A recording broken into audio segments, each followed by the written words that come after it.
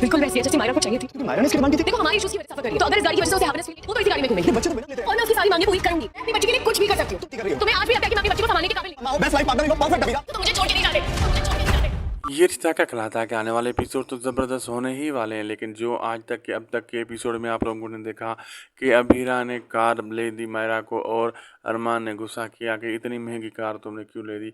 लेकिन अभीरा कहती है कि मैंने इसलिए कि ले दी, उसने को अच्छी लग रही थी मायरा को और मैं अपनी बेटी के लिए कुछ भी करूँगी। अरमान कहता है नहीं, मैं मानता हूँ तुम कुछ भी करोगी, मैं भी ये कर सकता था, लेकिन मेरी वाली गलती तुम कर रही हो।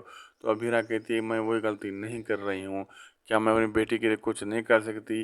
अरमान कहते हैं मैं मानता हूँ तुम अपनी दुनिया की बेस्ट माँ हो, अगर 1 नंबर माँ हो। तो अरमान अभीरा कहते अगर मैं बेस्ट माँ होती ना तो तुम मुझे छोड़कर नहीं जाते।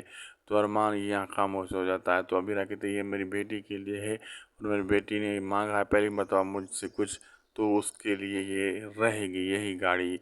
अब आगे देखना मज़ेदार होगा क्या क्या होने वाला है।